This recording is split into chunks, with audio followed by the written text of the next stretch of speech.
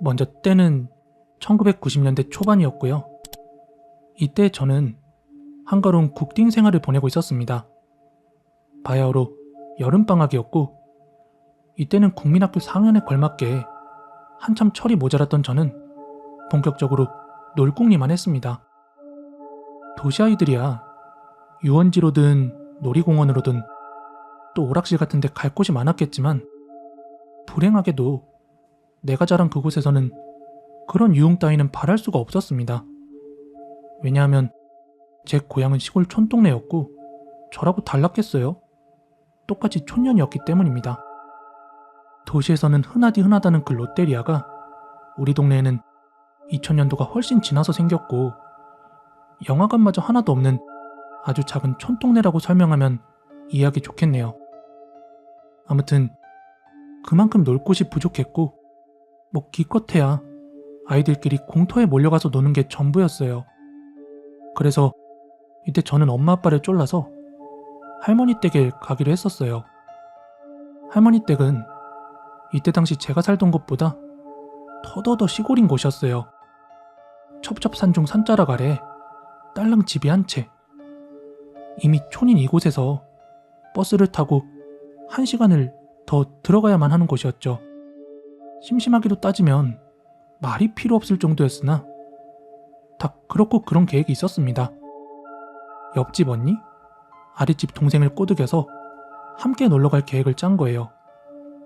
우리 부모님들은 어린애들끼리 할머니 댁에 몰려가서 막 소란을 피우지 않을까 걱정하셨지만 마땅히 놀아줄 무언가가 없었던 그 시절에는 하루가 멀다고 애들이 테레비만 붙들고 사니까 내심 아이들이 집에서 어서 나가주기만을 은근히 바라기도 하셨습니다.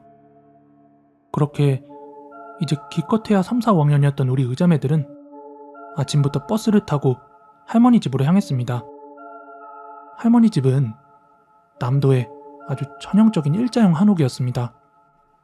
개조한 기와집과 작은 사랑채가 마당을 두고 마주보는 형태인데 큰 기와집에 할머니의 거처가 있었습니다. 할머니 혼자 사시는 집이기 때문에 이제 다른 방들에는 모두 못질을 해두거나 또 자물쇠를 걸어서 사람의 출입이 없게 했어요. 이 덕분에 우리는 할머니 방에 짐을 풀고 이제 마당 밖으로 나와서 놀았습니다. 고삐 풀린 망아지 마냥요. 빨간 고무다라이에 물을 받아 수영도 하고 또 고무줄 놀이도 하고 시간이 훌쩍훌쩍 지나갔어요. 근데 날이 어둑어둑 해가 넘어가자 할머니께서는 이제 교회 간다면서 채비를 하셨습니다. 아마도 이날이 토요일이 아니었나 싶어요. 이 교회 때문에. 할머니 집 마당에서 저기 아랫동네 쪽을 바라보면 교회 십자가 첨탑이 아득하게 보일 정도로 꽤 멀었던 거리였던 걸로 기억이 납니다. 우리들은 할머니가 언제 가셨는지도 모르게 놀고 또 놀았습니다. 시골의 밤은 순식간에 찾아들었고 이제 더 이상 마당에서 놀 수 없을 만큼 많이 어두워지자 다시 방으로 들어가서 본격적으로 베개 싸움을 시작했습니다. 할머니께서 집을 나서면서 밥 차려놨으니께 밥 먹고 놀아라 하고 말씀하셨지만 우리는 말도 징그럽게도 안 듣는 국딩이었으므로 금세 잊고 그냥 놀았습니다. 그렇게 한참을 놀았을까? 방문 안으로 하얀 연기가 스멀스멀 새어들어오고 있었습니다.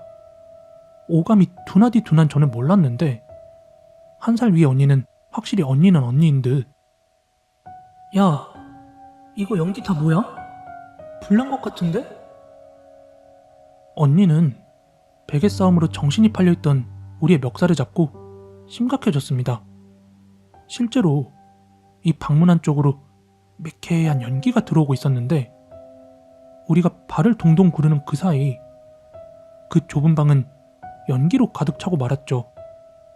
뭐 지금에야 창문을 열어서 빠져나올 생각을 먼저 할 테지만 확실히 어렸던 우리들끼리는 상황 판단이 느렸습니다. 우리 자매 셋이서 부둥켜 안고 훌쩍이기 시작했어요.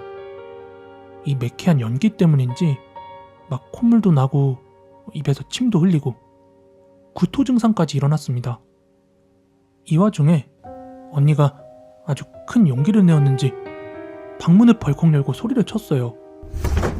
야, 뛰어나가. 얼른. 우리들은 서둘러 집 밖으로 뛰쳐나갔어요. 나가면서 보니까 부엌 가스레인지에서 뭔가가 타고 있었고 냄비가 완전히 녹아내리면서 가스레인지 주변의 벽지마저 조금씩 타들어가고 있었습니다. 우리들은 마당에 있는 수도가에서 얼굴을 씻으며 대성통곡을 했습니다.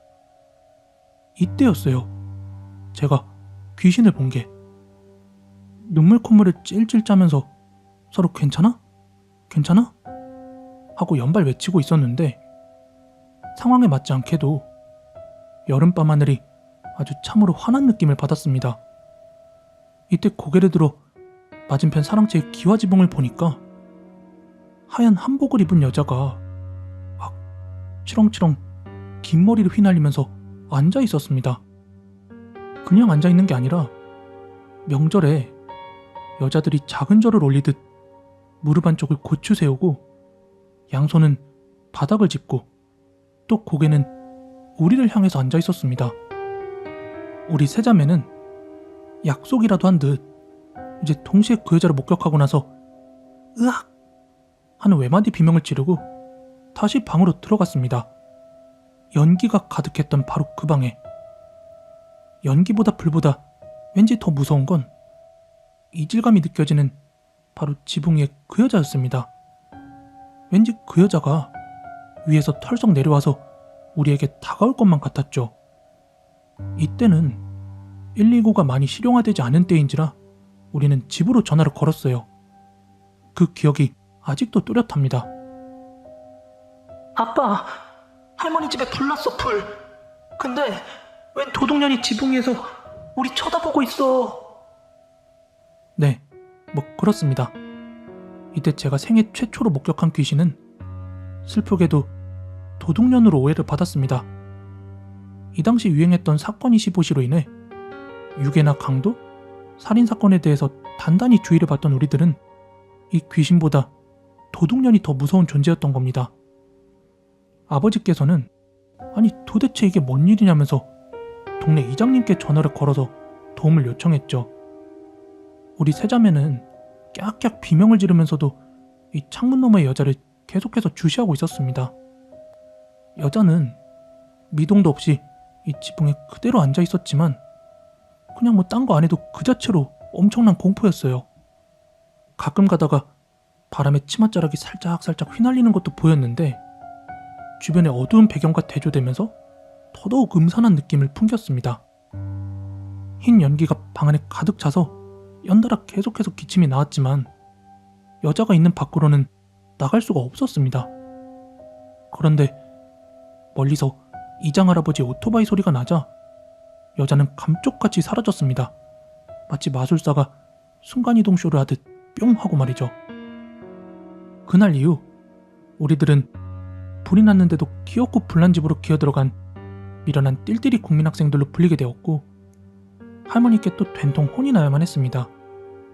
할머니께서 교회를 나서시면서 가스레인지에 찌개를 올려놨으니까 다 되면 밥이랑 먹어라 하셨다는데 우리 셋 중 그 누구도 이걸 들은 기억이 없어서였죠. 하지만 어른들 그 누구에게도 지붕 위의 그 여자에 대해 물어봐도 전혀 돌아오는 대답은 없었습니다. 단지 너희들이 불에 너무 놀라서 헛것을 보았구나 하실 뿐이었습니다. 그리고 저도 정말로 이게 헛것인 줄로 생각이 들었어요. 실제로 몇 년간 이 여자 도둑에 대해서는 완전히 잊고 살았습니다. 대학생이 되어 또 다른 귀신을 목격하기 전까지는요. 나중에 엄마가 해준 이야기로는 엄마가 처음 시집와서 할머니 댁에서 시집살이를 하면서 살았다고 했어요. 원래 도시 생활을 하다가 처음 시골에 살려니까 모든 게 낯설었다고 합니다. 그리고 특히 제가 귀신을 목격했던 그 사랑채 지붕, 이 지붕 위에서 엄마도 여러 번 귀신을 본 적이 있었다고 합니다. 그래서 아니 그럼 왜 어렸을 때 내가 귀신 봤다고 했을 때 안 믿어줬냐 하고 쿵얼대자 아직 어렸던 너에게 뭐 진짜 귀신의 존재를 알려줄 필요도 없고 실제로 말했다고 하면 너가 얼마나 무서웠겠냐 하며 나중에야 말씀해 주신 거예요.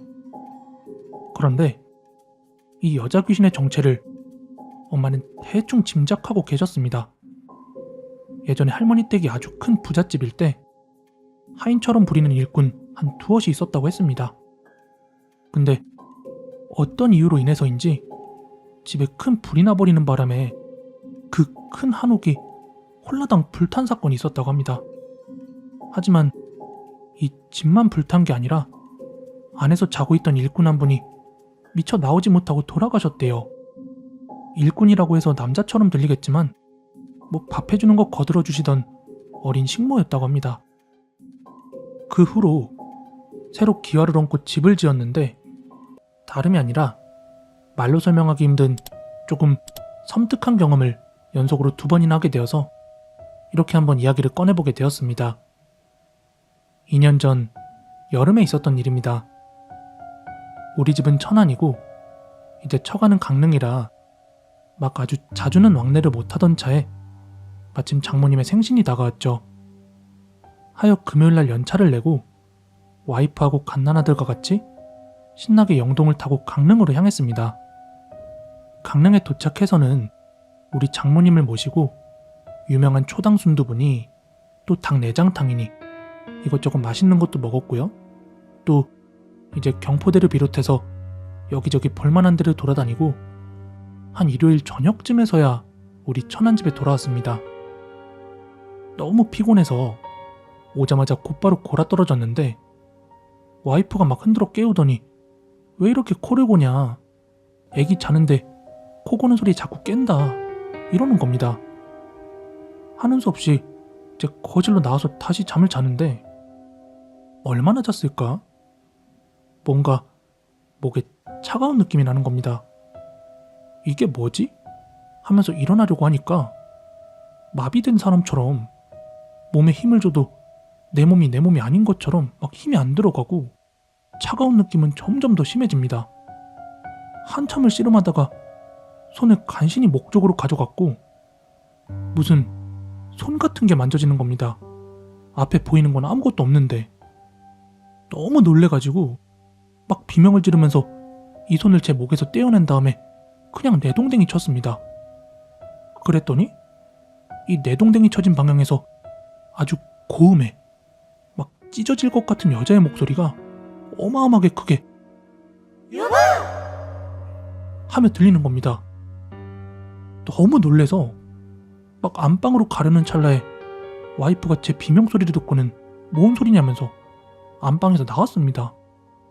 땀을 삐질삐질 흘리면서 사색이 된 저를 보고는 와이프가 자기 괜찮아? 무슨 일이야?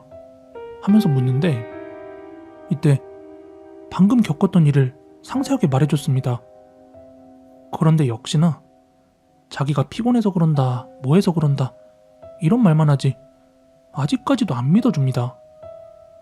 우리 어머니께서 이런 건 또 되게 민감하셔가지고 어머니한테 말씀을 드렸어요.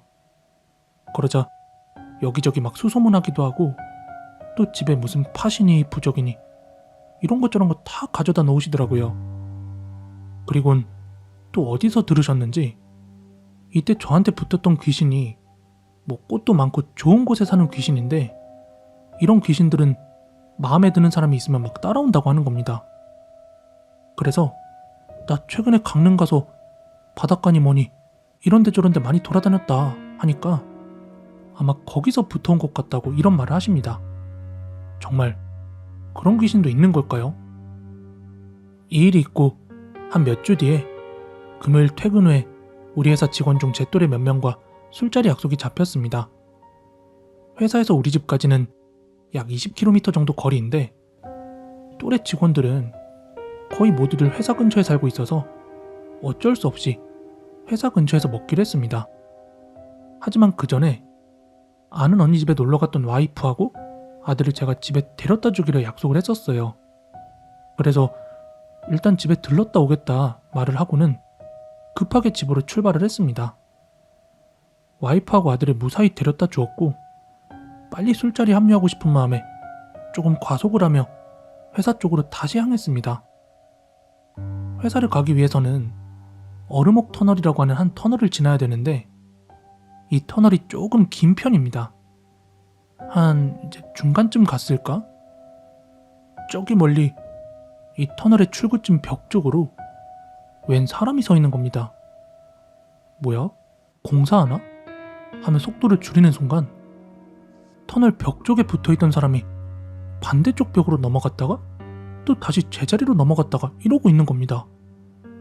순간 무섭다는 생각보다는 아니 저게 뭐야? 하며 하이빔을 연신 쏴댔는데 이 터널의 출구쯤 가까우니까 온데간데 없이 사라져버렸습니다.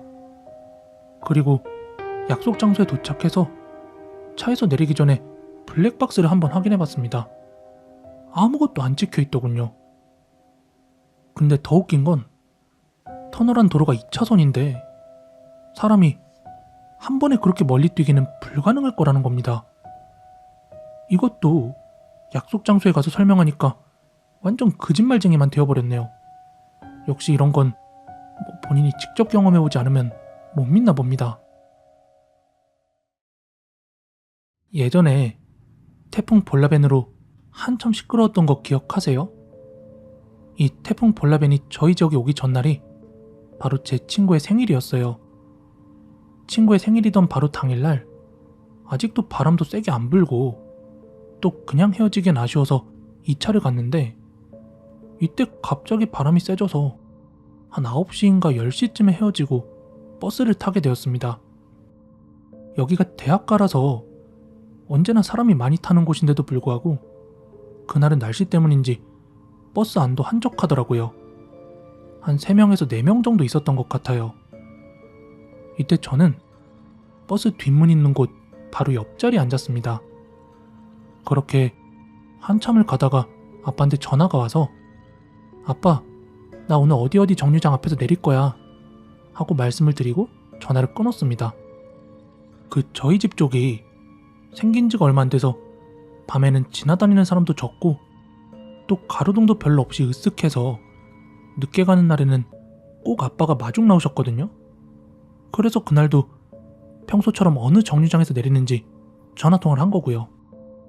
근데 이 통화를 마치자마자 갑자기 앞에 있던 남성분이 바로 제 뒷자리로 자리를 옮기더라고요. 그래서 뭐야? 버스 내릴 때 편하게 내리려고 그런가? 싶기도 했는데 이 남성분이 원래 뒷문 바로 앞자리에 앉아 있었기 때문에 뭔가 좀 의문스러웠어요. 그래도 뭐 별일이 있겠나 싶어가지고 신경을 끄려고 하는데 갑자기 이 뒷자리의 남성분이 어디론가 전화를 걸더라고요. 바로 앞자리니까 뭐 듣고 싶지 않아도 통화하는 목소리가 다 들리는데 아무리 생각해도 이 통화 내용이 좀 이상한 거예요. 뭐 치킨을 시켰다. 치킨 소스가 있는데 허니 소스 하나다. 또 소스가 어떻고 어떻다. 이런 말을 계속해서 여러 번 말하더라고요. 뭐 그냥 일상적인 대화라고 하기엔 이 치킨 소스에 대해서 굉장히 자세하게 이야기를 나누는 거예요. 그리고 뭐 치킨은 어디서 시켰냐 뭐 이렇게 물어봤다가 또 배달을 간다고 그랬다가 대화의 문맥도 안 맞는데 비슷한 얘기를 몇 번씩이나 풀어서 반복하고 뭐지? 싶었는데 이 남성분이 이어서 저 어디 정류장에서 내려요 이러더라고요. 근데 그 정류장이 바로 제가 내린다고 했던 그 정류장이었어요. 그 말을 듣자마자 정말 엄청 신경 쓰이더라고요. 물론 제 착각일 수도 있겠지만 너무 불안해서 바로 아빠한테 전화를 걸어서 일부러 아빠, 나 정류장 마중 나오는 거 맞지?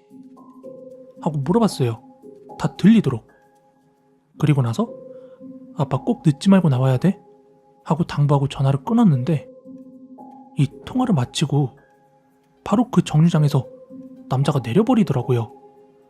아직 그 정류장까지 가려면 6정거장도 더 남았는데 남자가 내리고 나서 한참 뻥쪄 있다가 무사히 집으로 귀가했던 기억이 납니다. 나중에 생각해보니까 뭐 치킨이니 허니소스니 이런 것들은 은어가 아니었을까 생각도 들더라고요. 뭐 별일 아니었을 수도 있겠지만 이건 제가 직접 체험한 실화입니다. 한 2, 3개월 전 저는 패스트푸드점에서 아르바이트를 하고 있었습니다. 원래 처음에는 주간 알바를 뛰다가 얼마 안 가서 점장님이 야간에 사람이 비었다고 하더라고요. 그래서 저는 시급도 짭짤하고 사람도 별로 없을 것 같은 야간 알바를 하게 되었죠. 역시나 야간은 한가했습니다.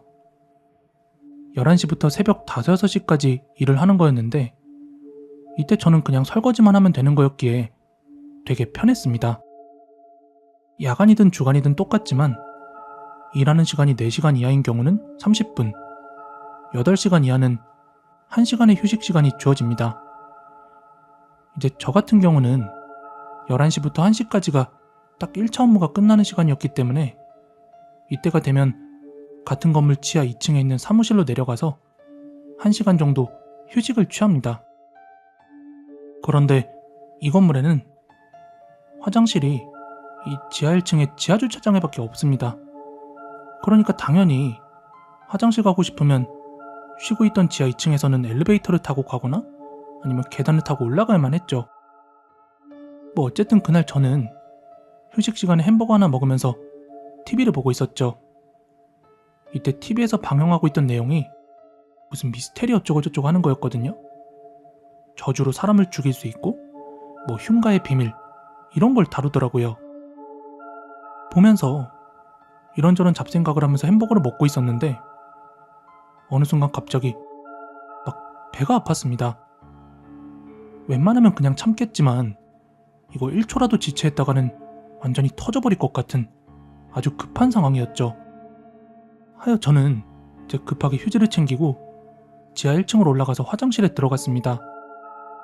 여기서 잠시 화장실 구조를 설명하자고 하면 대략 한두 평 남짓한 공간에 입구 쪽에는 세면대와 소변기가 있고 소변기 바로 옆에 여자 화장실, 그니까 즉 똥 누는 곳이 있었습니다.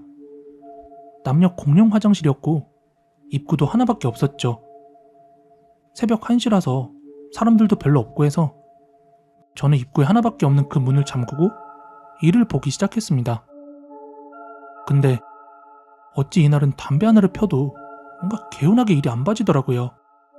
그래서 담배 하나를 더 물고 딱 불을 붙이는 순간 입구에서 문을 두드리는 소리가 들리더라고요. 화들짝 놀래서 이제 저는 보던 일을 끊고 닦고 나서 문을 열었습니다. 근데 밖에는 아무도 없더라고요. 하여 다시 일을 보려다가 이왕 끊긴 거 뭔가 다시 보기엔 좀 찝찝해서 그냥 손 씻고 화장실에 나왔죠. 나오려고 입구문을 열었는데 웬 여자 한 분이 서 계시더라고요. 키는 제 어깨나 가슴까지 올 정도? 제 키가 175 정도 되니까 아마 158에서 163 정도 되지 않았을까 합니다. 여자분은 술에 취했는지 비틀비틀거리면서 화장실 안으로 들어오시더라고요. 나갈 때 살짝 어깨를 부딪혔었습니다. 죄송합니다. 사과를 했지만 그 사람은 그냥 화장실로 들어가더라고요. 그래서 저는 뭐 그냥 술 취해서 그런갑다 하고 다시 사무실로 내려가려고 했는데 이때 깨달았어요. 거의 만갑 상태인 제 담배와 핸드폰을 놔두고 왔다는 걸요. 하지만 화장실에 여성분이 방금 들어가셨기 때문에 매너라는 게 있잖아요. 그래서 그분이 일에 집중하실 수 있도록 기다려 드리려고 했죠. 근데 5분, 10분, 20분 제가 휴식 시간이 끝날 때까지 이분이 안 나오시는 것이었습니다. 뭐야 이 여자, 화장실에서 힘주다 쓰러졌나? 속으론 웃고 있으면서 그냥 달라고 해야겠다 하고 생각을 하고 화장실 안으로 들어갔습니다. 그리고 큰일 보는 곳 앞에 가서 노크를 했죠.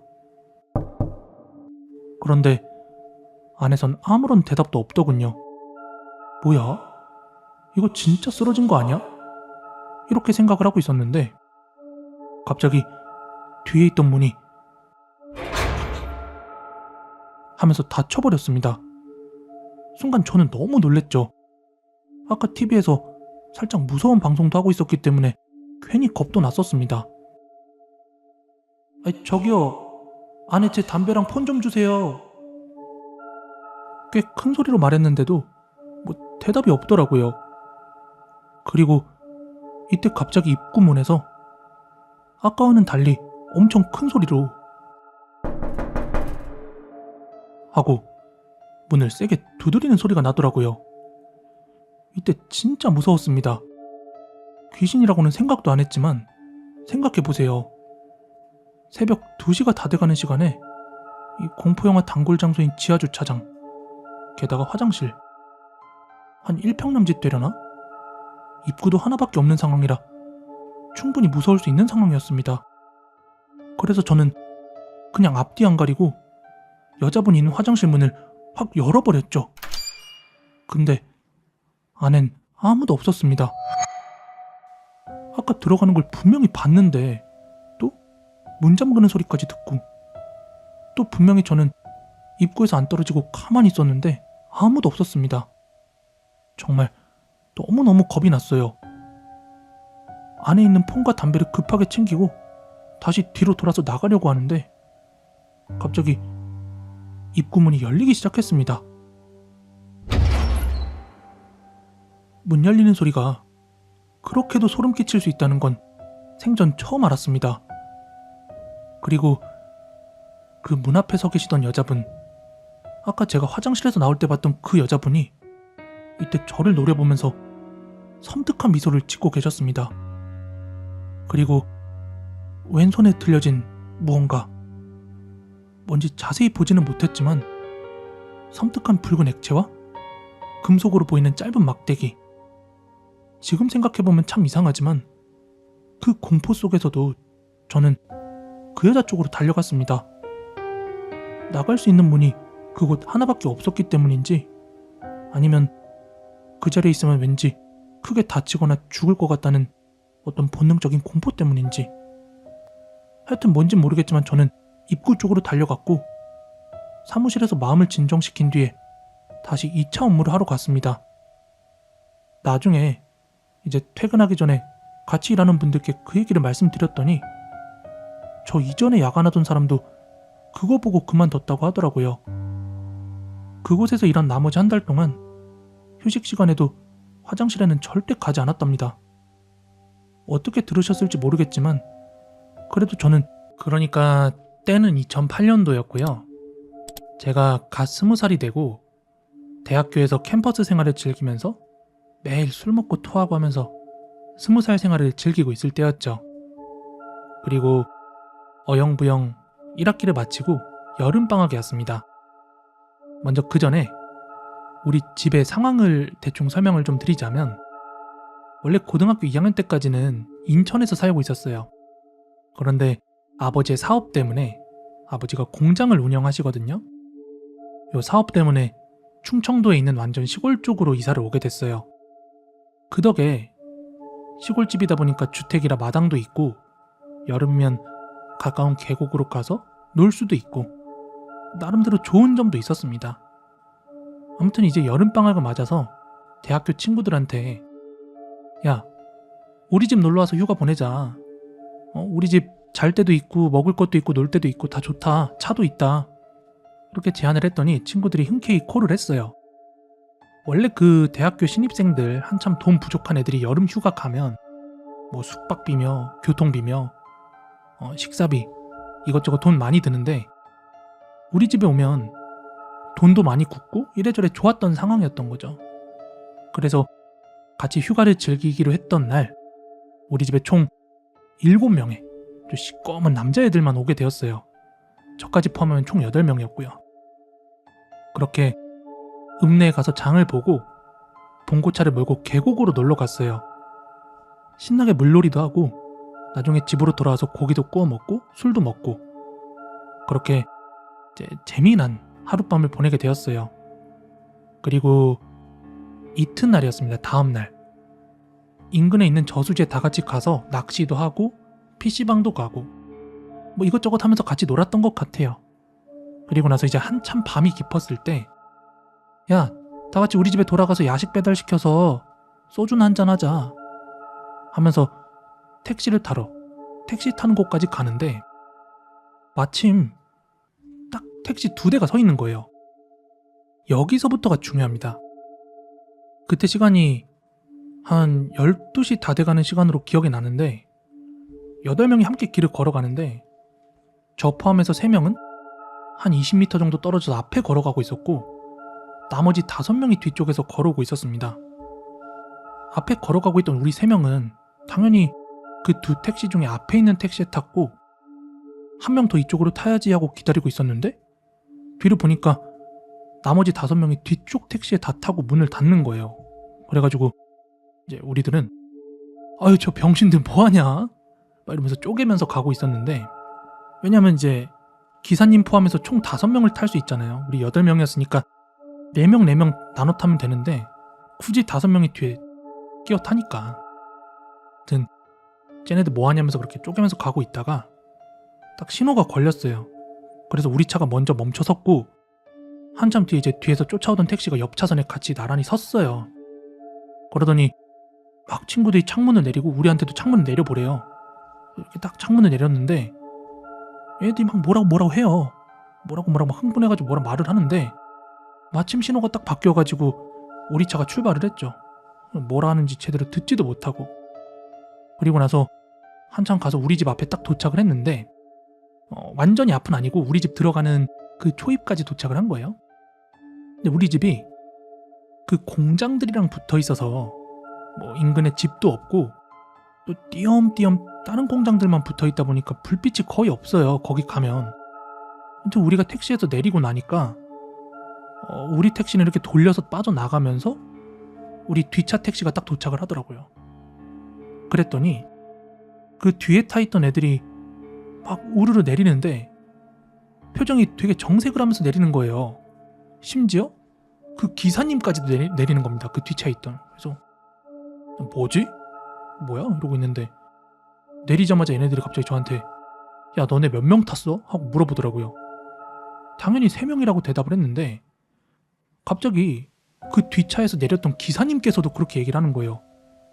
아니 무슨 소리예요? 아까 4명 타는 걸 봤는데 무슨 일인 거 들어보니까 그 뒷차에서 보조석에 탔던 친구하고 또 뒷차에 마지막에 탔던 친구가 그 기사님하고 셋이 입을 모아가지고 앞차에 분명히 4명이 탔다 이렇게 막 우기는데 그때부터 뭔가 되게 이상했죠. 이 뒷차에 마지막에 탄 친구 있죠. 얘는 앞차에 4명이 탔으니까 나는 이 차에 타면 되겠구나 하고 이렇게 올라타려고 하는데 근데 웬걸? 아니 기사님 포함해서 4명 꽉 차 있는 거예요. 그걸 보고 완전히 황당했대요. 근데 이미 앞차는 출발했으니까 그냥 낑겨서 탄 건데 또 이제 기사님하고 그 보조석에 탄 친구가 하는 말이 분명히 가는 도중에 앞차 그 뒷좌석 중간에 분명히 머리통이 하나 더 있는 걸 봤다는 거예요. 뒤에 있는 애들은 몰라도 그 기사님하고 보조석에 있던 애들은 바로 앞에 가고 있는 그 택시의 뒤쪽이 보일 거 아니에요. 근데 저희는 뒤에 2명, 보조석에 1명 이렇게 탔는데 뒷좌석에 머리가 3명 있었대. 그러면서 차가 막 이렇게 흔들리는데 가운데 있는 머리가 하나가 더 이렇게 흔들리고 있더라는 거예요. 근데 여기서 그 보조석에 있던 친구가 막 벌벌 떨면서 하는 말이 야 근데 가운데 있던 게 하얀색 옷을 입은 긴 머리 여자였다 이러는 겁니다. 그러다가 거의 다 도착할 쯤 되니까는 그 머리 하나가 사라졌대요. 이게 귀신인지 뭔지 뭐 저희는 모르겠지만 그때 술도 안 먹었고 정신도 말짱했거든요. 아무튼 그 말하고 나서 이제 택시기사분도 좀 으스스하다고 택시를 타고 이제 본인 할 일 하러 가버렸고 여기가 뭐 가로등이나 뭐 그런 불빛이 있는 곳이 아니라서 택시 가고 나니까 주변이 완전 깜깜해진 거예요. 그래서 순간 딱 침묵을 유지하면서 한 3초간 멍 때려져 다 같이. 그렇게 다 같이 멍 때리고 있는데 주변에 빛 하나 없이 너무 어두우니까 갑자기 소름이 쫙 돋으면서 누구였는지 모르겠어요. 우리 무리 중에 누구였는지 모르겠는데 어느 애 하나가 으아 하고 비명을 지르면서 이 내렸던 데서 집까지 한 50m 정도 거리 되거든요. 내가 갑자기 뒤도 안 보고 막 뛰어가는 거예요. 그래서 다 같이 너무 놀래가지고 막 후다닥 집까지 뛰어갔습니다. 뭔가 뒤돌아보면 그 하얀색 옷 입은 여자가 쫓아올 것 같아가지고. 아무튼 그때 당시에는 현장에서 막 택시기사님도 내리고 뒤에서도 애들 내려가지고, 아니 만약에 애들끼리 그걸 지어낸 얘기라고 한다면 우리 무섭게 하려고 장난치자, 장난 좀 쳐보자 이렇게 장난으로 하려는 얘기였으면은 뭐 한다고 택시기사님이 거기서 내려가지고 그런 이야기를 하겠어요. 아무튼 그때 진짜 너무너무 무서웠는데 지금은 그 친구들 만나면 술안주쯤 되어버린 그런 이야기로 남아 있습니다. 이번 이야기는요, 코비에TV 구독자 정경은님의 제보 사연입니다. 먼저 때는 1년 전쯤이었대요. 원래 평소에도 간혹 가위를 눌리곤 했었는데 이 제보자분께서 어느 새벽에 난데없이 가위를 눌렸대요. 근데 예전에 그런 말을 들은 적이 있었다고 합니다. 가위라는 게 항상 내가 생각하는 최악의 상황으로 흘러간다고요. 뭔가 내가 생각하는 걸 읽듯이 가위가 이런 상황만큼은 안 갔으면 좋겠는데 라고 하는데 꼭 그런 상황으로 흘러가고, 이게 정말 진짜구나 라는 거를 느꼈던 일이 있었다고 합니다. 아무튼 그날은 언니가 몸이 안 좋아서 이 제보자분한테 조카를 맡기고 병원에 갔던 날이었다고 합니다. 그리고 그날 밤 잠자리에 누워가지고 가위에 눌리신 거예요. 그날도. 먼저 가위의 시작은 어떤 검은 형체가 네 발로 기어다니듯이 주방을 왔다 갔다 엄청 빠르게 막 파박파박 움직였대요. 이 장면을 목격하고 있는데 너무 무섭더랍니다. 마치 유튜브를 2배속으로 틀어놓은 것처럼 이게 사람이라고는 생각할 수 없을 정도로 빠른 속도로 움직이고 있었다고 합니다. 그래서 그 장면을 보고서는 이것도 가위 눌리는 거구나 하고 깨닫고 이 가위를 풀려고 하는데 이게 절대로 안 풀리더래요. 그래서 평소처럼 막 발가락도 까딱까딱해보고 또 큰 소리로 쳐보려고 하고 온갖 시도를 다 했는데 요지부동이었다고 합니다. 그러다 보니까 이제 머릿속에 온갖 생각을 하게 되는 거예요. 혹시 저게 나한테 오진 않겠지? 하고 불안해하고 있는데 마치 이 제보자분의 생각을 읽은 듯 네 발로 막 빠르게 기어다니던 게 제보자분 쪽으로 기어오기 시작했다는 겁니다. 기어오면서 목은 삐걱삐걱거리고 오지마! 오지마! 이렇게 소리를 지르면서 가위 눌린 상태에서 눈을 감고 제발 오지 마라 이렇게 간절히 바라고 있었는데 또다시 다른 생각이 문득 스치더랍니다. 설마 지금 옆에 조카가 자고 있는데 얘를 해코지하면 어떡하지? 하고 생각을 했더니 조카의 울음소리가 들리기 시작하더래요. 근데 또 이 울음소리가 정상은 아니었다고 합니다. 약간 쇳소리랄까? 누가 울음소리를 어설프게 따라하는 것 마냥. 그 상황에서 이거 나 아니면 조카를 지킬 사람이 없는데 그러려면 내가 이 가위를 깨야 되잖아. 그래서 막 가위를 풀려고 하는데 마음처럼 풀리진 않고 또 머릿속으로 엄청 생각을 한 거죠. 지금 자유롭게 돌아가는 건 머릿속밖에 없으니까. 어떡해? 나 아니면 지켜줄 사람이 없는데 하면서 또 발버둥을 쳤는데 이제 슬슬 숨이 턱턱 막히더래요. 조금 이상함을 느꼈다고 합니다. 여태 가위 눌린 적은 여러 번 있었는데 이렇게까지 숨이 막힌 적은 없었거든요. 근데 숨이 안 쉬어지더랍니다.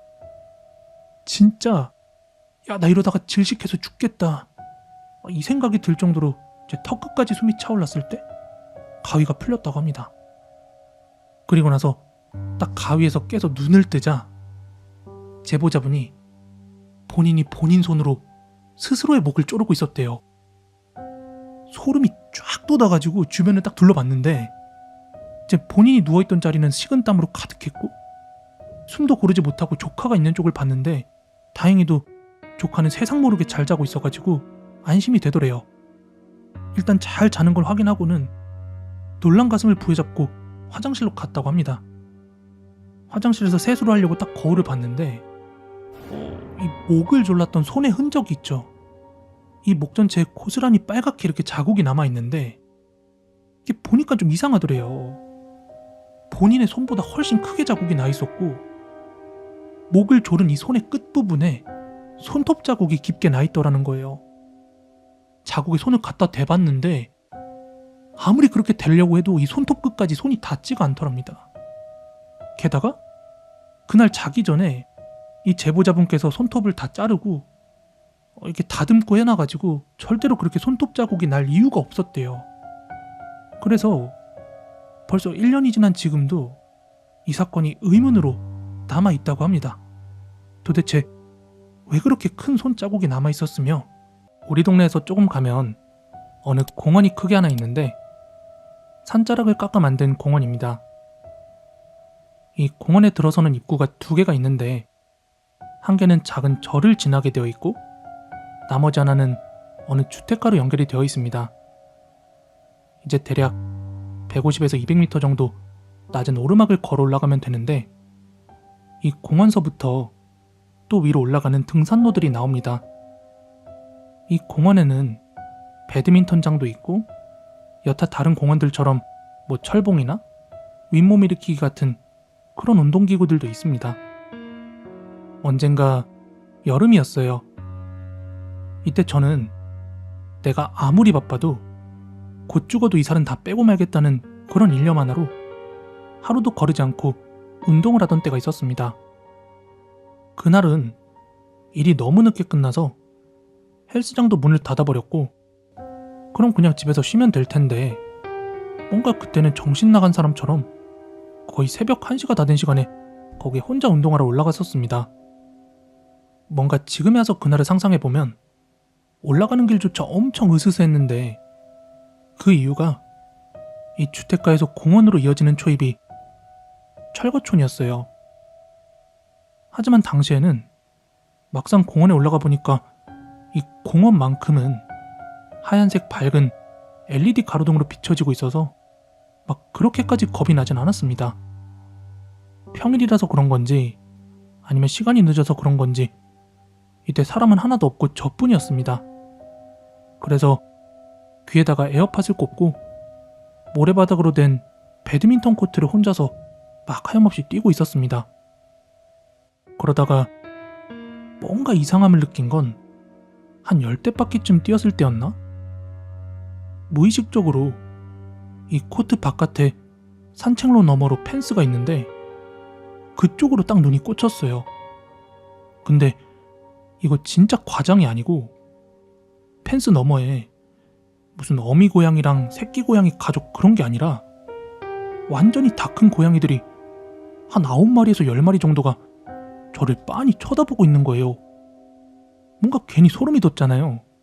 그래서 한 바퀴 정도 더 돌고 다시 그쪽에 가까워질 때 그곳을 봤는데 얘네들이 여전히 저를 쳐다보고 있는 겁니다. 그래서 아니 뭐야? 하고 멈춰서 에어팟을 딱 뺐거든요.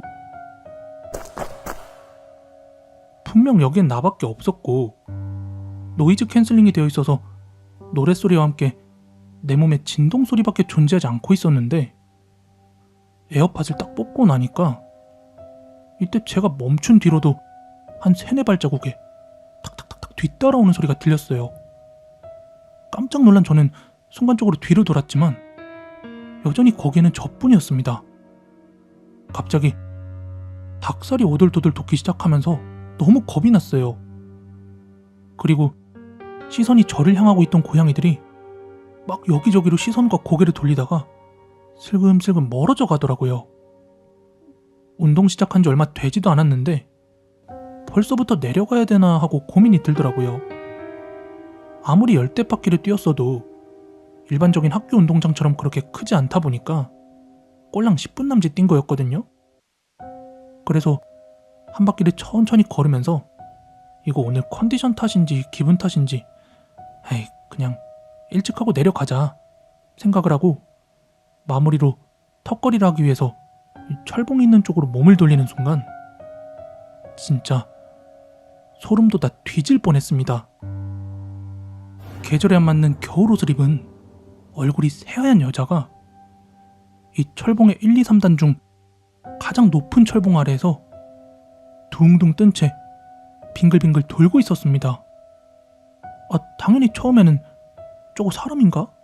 하고 자세히 보고 있다가 이걸 목격한 거라서 순간 숨이 턱 막히면서 당시 제가 서 있던 쪽에서 가까운 쪽, 올라올 때랑은 다른 쪽 입구로 서둘러 달려내려가기 시작했어요. 아직도 선명하게 기억이 나는 건 절방향 입구 쪽에 내려가기 직전에 간이 화장실 같은 게 있는데 이 안에서 쪼렁쪼렁 목소리가 울리면서 어디가? 하고 소리를 치는 겁니다. 뭐 조명도 뭣도 없는 그 간이 화장실에서 너무 시겁을 하고 흙계단을 통해서 입구로 내려오는데 절방향으로 다 내려와서 어두운 골목길에 접어든 뒤에 이때 저도 모르게 그 뒤쪽을 한번 올려다 봤어요. 아까 그 여자가 그 절 밑으로는 내려오지 못하고 그 위에서 멀뚱멀뚱 서서 저를 쳐다보고 있더라고요. 서둘러서 집까지 뛰어갔고 이때 집 가는 동안만 하더라도 내가 다시 거기에 가게 될 일은 없을 줄 알았습니다. 하지만 씻고 나서 자기 직전에 깨달았어요. 아씨, 내 에어팟. 에어팟이 짝짝이더라고요. 아마도 배드민턴 코트에서 떨어뜨린 것 같았습니다.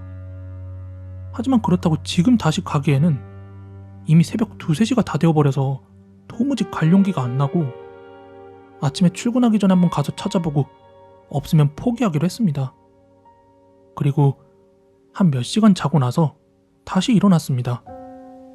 여름이라 그나마 해가 일찍 떠서 조금 밝아졌는데 이때 에어팟을 찾으러 다시 한번 그곳으로 향했습니다. 아무리 해가 떴어도 바로 몇 시간 전에 귀신을 봤던 곳에 다시 가는 거? 이거 되게 가슴 떨리는 일입니다. 이때가 한 오전 6시 30분쯤이었는데 일찍이 출근하는 사람들도 골목에 보이고 또 아침 일찍 등산을 하려는 건지 공원에 오르고 있는 사람들도 보여서 그나마 어젯밤보다는 조금 위안이 됐어요. 그리고 어제 내려왔던 그 절 쪽 길 있죠? 이쪽을 따라 올라가면서 대충 땅을 살피고 어제 그 간이 화장실 옆을 지나가는데 진짜 겁나더라고요. 그리고 다시 에어팟을 떨궜을 것으로 생각되는 그 배드민턴 코트 쪽으로 가서 땅을 살피는데 뭔가 이쯤 뒤졌으면 있을 것 같은데 하고 생각하던 찰나 등나무 아래 있던 할머니 두 분이 저한테 말을 거시는 거예요. 뭐 찾고 있어요? 그 어제 잃어버린 게 있어서 이어폰을 찾고 있는데요. 이거 말하는 건가? 보니까 이거 제게 맞더라고요. 할머니들께서 이 근처를 한두 바퀴 걷다가 그걸 발견하고 주워놨던 모양이더라고요. 고맙습니다 하면서 받아들고 뭐 이런저런 얘기하다가 어젯밤 이야기를 하게 되었는데 확실한 건 이때부터 저는 귀신의 존재를 확신하게 되었다는 거예요. 아무리 젊어도 이 총각이 겁도 없지. 올 겨울에 저기 철구촌 아줌이 하나가 철봉에 목매달아 죽었잖아. 아마 저와 같은 경험을 하신다면 귀신의 존재를 부정하기는